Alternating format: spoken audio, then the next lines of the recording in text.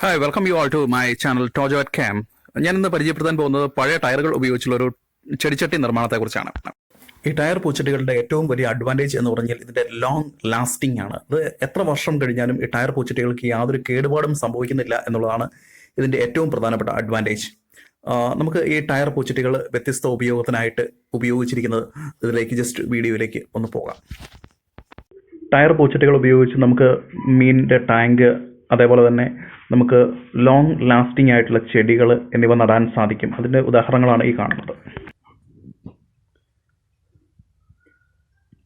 പഴയ tyre കൊണ്ടുള്ളൊരു guppy ടാങ്കാണ് ഈ കാണുന്നത്. ടയർ കട്ട് ചെയ്ത് എടുത്ത് പെയിൻ്റ് അടിച്ച് സ്റ്റാൻഡ് ഉണ്ടാക്കി സെറ്റ് ചെയ്തതാണ് ഇത്. അതുകൂടാതെ സിമിലറായിട്ടുള്ള രീതിയിൽ വ്യത്യസ്തമായിട്ടുള്ള ടയർ കൊണ്ടുള്ള ചട്ടികളാണ് ഈ കാണുന്നതെല്ലാം. അതായത് ടയർ പൂച്ചട്ടികൾ ചെയ്യുന്നത് ടയർ കട്ട് ചെയ്ത് ഷേപ്പിലാക്കി എടുത്തതിന് ശേഷം അവ പെയിൻ്റ് അടിച്ച് ചട്ടികളായിട്ട് ഉപയോഗിക്കുന്നു.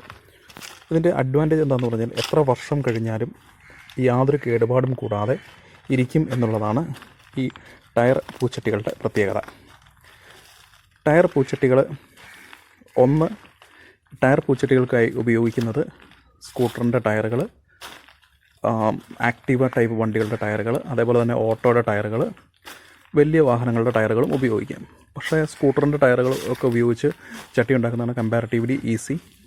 വലിയ ടയറുകൾ ഉപയോഗിച്ച് ചട്ടികൾ ഉണ്ടാക്കുമ്പോൾ അതിൻ്റേതായ ഒരു ബുദ്ധിമുട്ട് അത് മറിക്കാൻ വേണ്ടിയിട്ട് ഇപ്പോൾ ഈ കാണുന്ന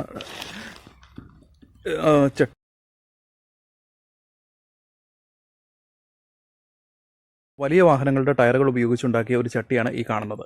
ഇതിൽ ഇപ്പോൾ നിൽക്കുന്നതെന്ന് പറഞ്ഞാൽ കല്യാണ സൗഗന്ധികമാണ് ഇതിൽ പ്ലാൻ ചെയ്തിരിക്കുന്നത്.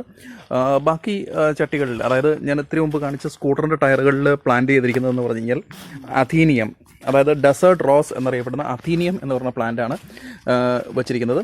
അതിനിപ്പോൾ ഒരു ഡ്രിപ്പ് ഇറിഗേഷൻ കൊടുത്തിട്ടുണ്ട്.